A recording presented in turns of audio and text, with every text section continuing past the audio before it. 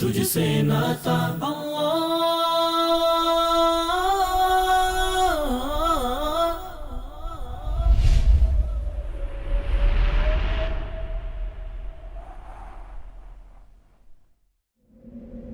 اسماء الحسنہ میں سے ایک نام الحمید بھی ہے، جس کا مطلب ہے بہت زیادہ تعریف کیا گیا۔ اللہ فرماتا ہے انہ حمید مجید، اور یقیناً اللہ نہایت قابل تعریف اور بڑی شان والا ہے۔ اللہ ایسا تعریف کیا گیا ہے کہ زمین و آسمان کی ساری مخلوقات اس کی تعریف میں رطب اللسان ہے۔ مسلمان روزانہ اپنی نماز میں یہ کہتے ہیں، اللہ اس کی بات سنتا ہے جو اس کی تعریف کرتا ہے۔ اس میں مبارک الحمید کا ذکر کئی بار قرآن مجید میں آیا ہے۔ وَهُدُوا إِلَى الطَّيِّبِ مِنَ الْقَوْلِ وَهُدُوا إِلَى صِرَاطِ الْحَمِيدِ، ان کو پاکیزہ بات قبول کرنے کی ہدایت بخشی گئی اور انہیں خدائے ستودہ صفات کا راستہ دکھایا گیا۔ اکثر اس اسم مبارک کا ذکر دوسرے اسماء گرامی کے ساتھ آتا ہے، جیسے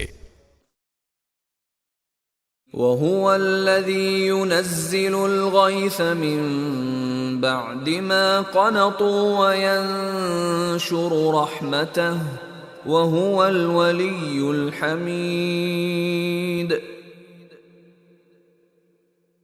وہی ہے جو لوگوں کے مایوس ہو جانے کے بعد میہ برساتا ہے اور اپنی رحمت پھیلا دیتا ہے، اور وہی قابل تعریف ولی ہے۔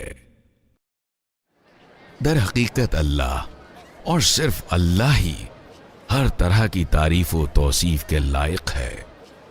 وہ اپنے عالی مقام وجود، اپنی بے پناہ فیاضی، اپنے عفو و کرم اور اپنی دیگر تمام تر صفات کی بنا پر تعریف کیے جانے کے لائق ہے۔